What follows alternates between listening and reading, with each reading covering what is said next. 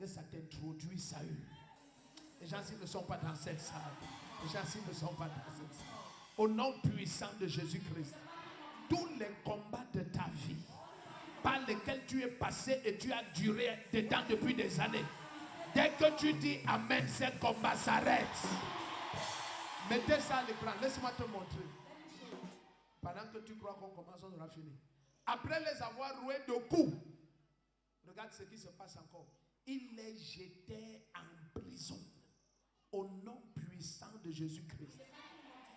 Écoute, 3 choses caractérisent toutes les prisons. La restriction de liberté. Quand tu es en prison, tu connais que tu es en prison lorsque ta vie stagne malgré tes efforts. Les gens ne sont pas ici. Pour rouer de coups, c'est facile de connaître quand quelqu'un est roué de coups. Il reçoit les douleurs de tous les côtés. Les coups ne sont pas que des mains physiques qui touchent ton corps physique. Non. Il y a des coups psychologiques et spirituels. Ceux-là font plus de gaffe que les coups physiques. Donc après les avoir roués de coups, tu penses que ça s'arrête. Il les jetait en prison. Quelqu'un qui a déjà reçu tous les coups de la vie, il y a encore la prison. La restriction de liberté. Mais j'ai suivi l'apôtre Paul dit par l'Esprit. Dans 2 Corinthiens chapitre 3 à partir du verset 16. Là où est l'Esprit du Seigneur, là est la liberté. Et je viens me déclarer sur la vie de quelqu'un. Tu sors de toute prison là où tu étais depuis des années. Tu sors. Ta manière de dire Amen, ça ne me plaît pas. Suis-moi. La première chose qui caractérise une prison, c'est la restriction de liberté, la restriction de mouvement. La deuxième chose qui caractérise la prison, c'est que tout ce qui t'appartient est dans les mains de d'autres personnes. Personne ne gère ses biens étant en prison. La prison te fait perdre tous tes droits. Tous tes droits. Un des signes de la prison, c'est que tout ce qui t'appartient est géré par d'autres personnes. Les gens ici ne sont pas dans cette salle. Et ma Bible dit tant que l'héritier est enfant, il est soumis à des tuteurs et des administrateurs. Je ne sais pas qui est en train de jouir de tes biens maintenant. Mais ce matin, la personne lâche. Parce que je te vois sortir de prison. Je te vois récupérer ce qui t'appartient. Je te vois arracher ce qui est à toi. Le premier qui se lève et dit un amen comme le tonnerre. Tu sors de prison. Attends, allons doucement. Acte 16, verset 23. Après les avoir roués de coups.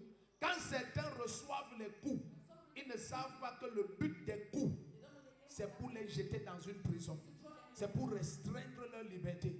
Est-ce que vous savez que quand vous recevez trop de coups, même spirituels, ça peut restreindre ta liberté? Il y a des gens que tu vois, Satan n'a plus besoin de bloquer l'emploi. On ne peut plus l'employer. Son âme et son esprit ont eu trop de chocs. Si on te tape physiquement à l'extrême et tu marches en route, personne ne voudra se mettre avec toi. Ça déforme la face. Ça tuméfie le visage. Ça gâte l'apparence. C'est la même chose avec les coups psychologiques et spirituels. Certaines personnes ne peuvent plus être employées quelque part. Il a reçu trop de coups. Ah, si j'avais le temps. Et quand tu reçois trop de coups, la finalité, le but, c'est de te jeter en prison. Tout d'un coup, tu n'avances pas. Ça n'a plus rien à voir avec quelqu'un qui bloque. Ce sont les effets des coups. Quand quelqu'un revient encore te dire, s'il te plaît, je veux t'épouser. Les 12 premiers qui t'ont dit ça, le genre de choc que tu as eu, tu n'as même plus envie d'entendre ça.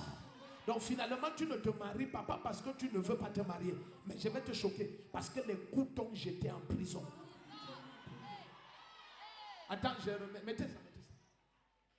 Après les avoir roués de coups, il les jetait en prison. Première chose qui caractérise la prison, restriction de liberté, restriction de droit. Deuxième chose qui caractérise la prison, tes biens passent sous la gestion de quelqu'un d'autre. Est-ce que tu es sûr que tu es dans cette salle? Ton amen ne me plaît pas. Ce que je vais dire ici est très dangereux, mais c'est la troisième laideur de la prison. La prison te contraint des intimes que tu ne choisis pas. Aucun prisonnier ne choisit choisi son cochambrier. On te l'impose. Il y a des gens que la personne qui est dans ta vie là, tes conditions te l'ont imposé. C'est le quartier où tu es, c'est la maison où tu habites, c'est la condition dans laquelle tu es. C'est ça qui t'impose cet intime. Même quand on t'enseigne ici fatigué, il faut choisir tes intimes. Tu as envie de dire, pasteur, moi je n'ai pas l'opportunité de choisir mes intimes. Je n'ai pas, ma vie ne me permet pas, mes conditions ne me permettent pas. Je dors avec quelqu'un que je ne connais pas. J'habite avec des gens que je ne connais pas. C'est à cause de ma condition. J'ai reçu trop de coups dans la vie. Mon père est mort trop jeune, ma mère est partie trop jeune. Je n'ai pas eu les diplômes. J'ai eu trop de coups dans la vie. Maintenant je suis dans une prison. Je dors avec des gens que je ne connais pas. Mais je viens au nom du Tout-Puissant. Je viens au nom de Jésus-Christ. Les fondements de ta prison sont ébranlés. Et les portes vont s'ouvrir ce matin. Et les chaînes vont tomber maintenant. Et toutes les cellules vont s'ouvrir. Le premier qui se lève et dit Amen. Ça se passe. Regarde. Actes des Apôtres 16. Verset 23. Le but des coups de la vie, c'est la prison. Il y a des gens que vous croyez qu'ils ne sont pas sociaux. Il a seulement reçu ou elle a reçu trop de coups.